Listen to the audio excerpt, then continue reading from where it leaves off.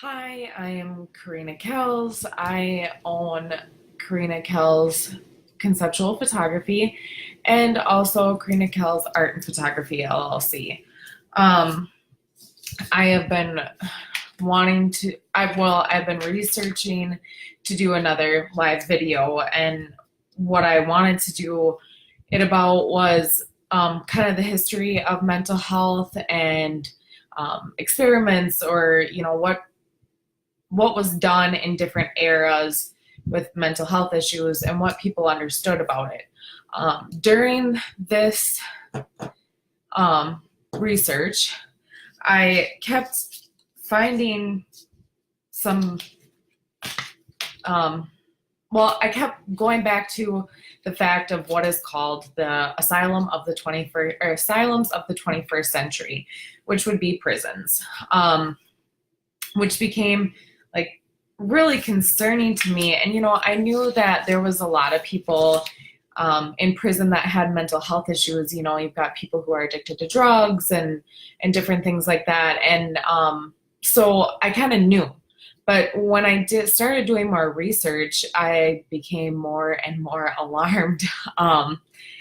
So in prison, there are in prisons, jails, things like that. There are 2.2 million people, which is actually quite a lot. We are the number one. We are the world's leading jailer. We have the most people in prisons, jails, etc. So out of that 2.2 million, there are 1.2 million of those people who have mental health issues. And 1 in every 37 adults are under some sort of supervision of, probation, parole, things like that. So kind of where this all started from, because before there were what you would call asylums or sanctuaries, different things like that. I'm not saying that they were great places to be at the beginning. When you're talking about Bedlam and different things like that, there was a lot of abuse that went on for people with mental health issues. And it was actually quite disturbing, some of the things that used to happen to people with mental health issues back then. So I think it was around the 1950s, 1960s, there was this huge push into deinstitutionalization, which what I've read, and I'll have my sources in the comments later, I've been reading the No One Cares About Crazy People by Ron Powers, which is actually an amazing book. I would absolutely suggest it if you want to know anything about the history of mental health and different things like that. It's an amazing book. So he talks about this Shazaz character, Szazz. I don't know if I'm pronouncing it right, but his main push was that people being in asylums or sanctuaries was against human rights, and for them to be held against their will. Now, it's great all in all thinking about human rights and different things like that, and that everybody is allowed their human rights. But when it is actually done, it becomes quite a problem. So, I mean, you think about, this fellow and also his kind of his push for this deinstitutionalization. What happens is, so say someone is in psychosis, or they are in a schizophrenic episode. Those people are not going to want to go to a facility to check themselves in. They're just not going to want to. when you're in psychosis is a severe mental disorder in which thought and emotions are so impaired that contact is lost with external reality. So, I get like the human rights and everything like that is great, but when it comes to things like that, people are not going to want to go or stay in different facilities. So the deinstitutionalization pushed for more mental health patients into federally funded community mental health centers. This was, I think, in the 1960s that this happened. And so it was about 500,000 people in these facilities, and then they pushed a lot of them out, and then I think it was around 40,000 or so that were still left in these facilities.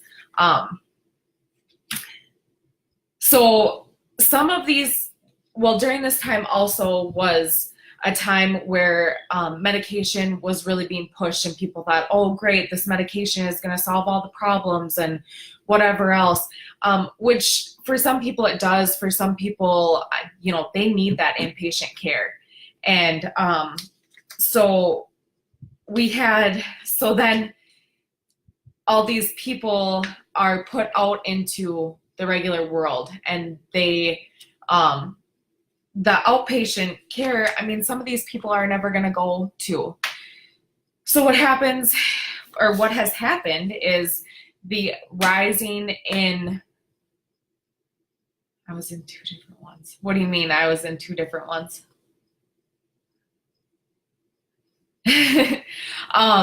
So what happens with that is that the prison rates rise. And in these prisons, I mean, I see.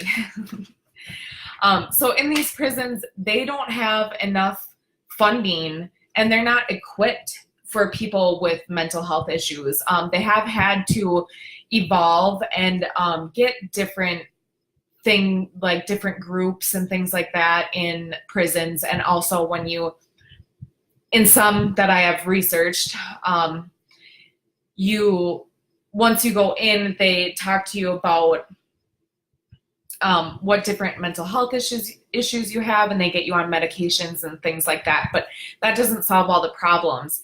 And if you think about it, say you have schizophrenia and now you're in prison, you may be on medication, but the thing is this is not a great situation for you.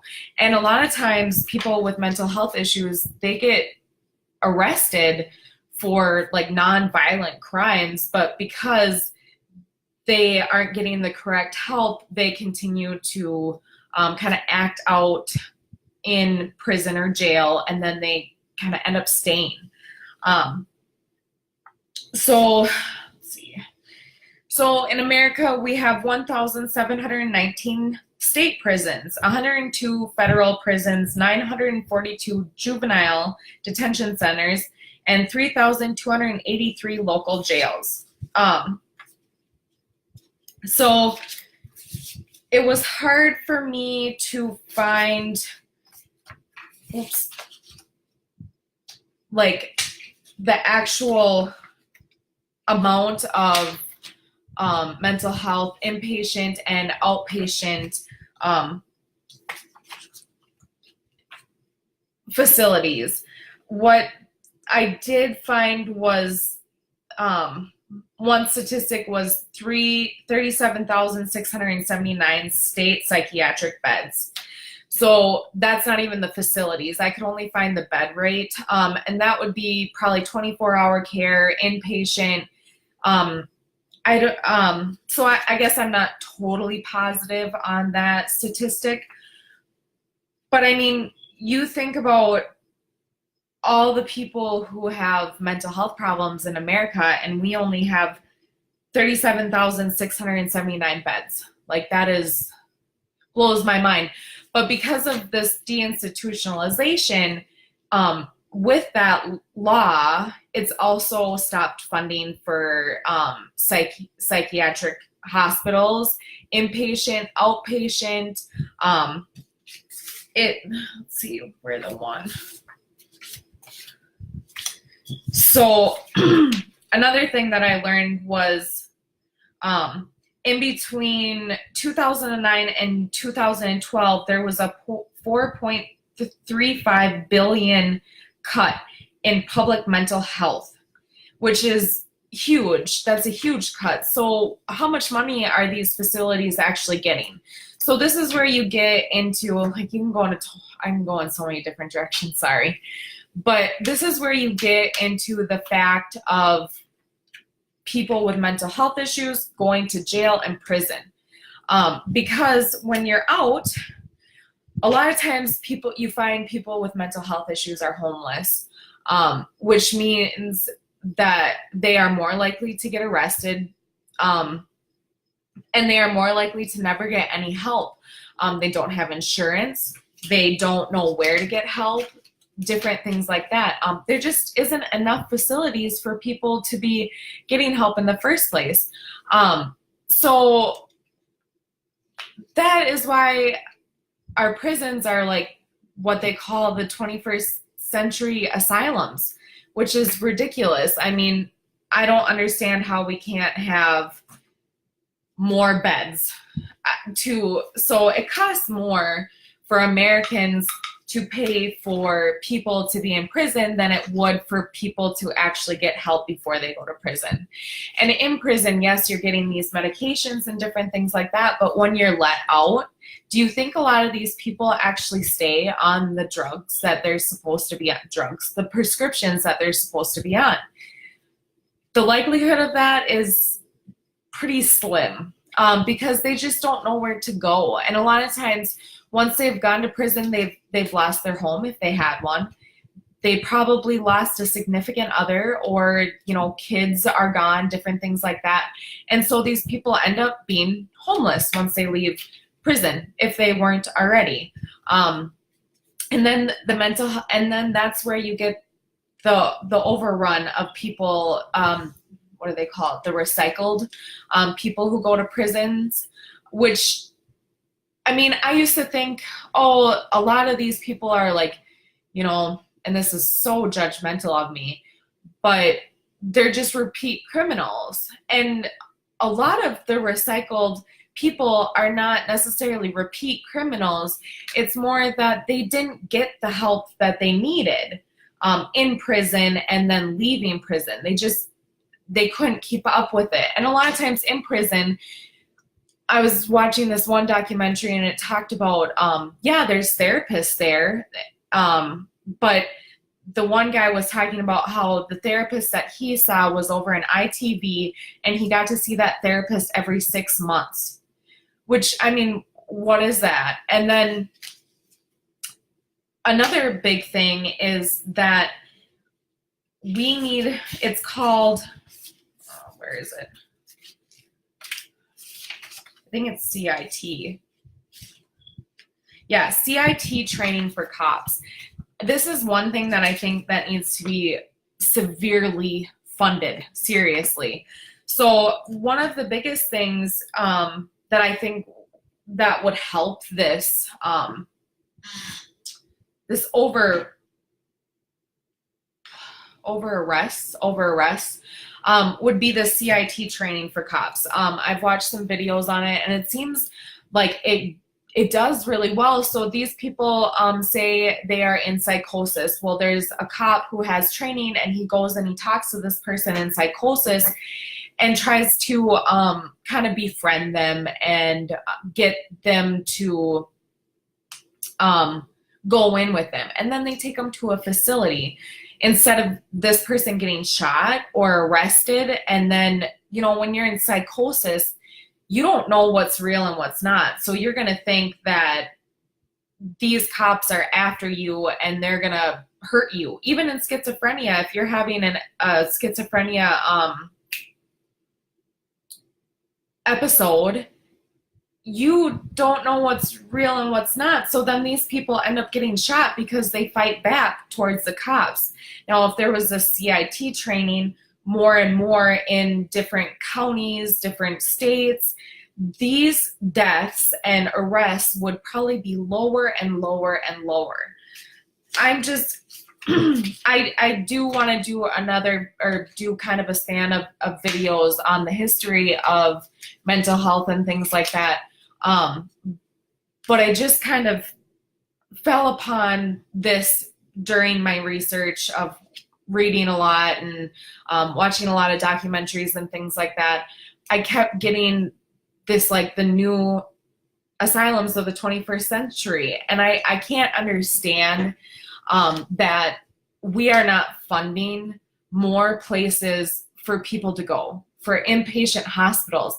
It costs less for us to have somebody in an inpatient hospital than it does for someone to be in jail or prison.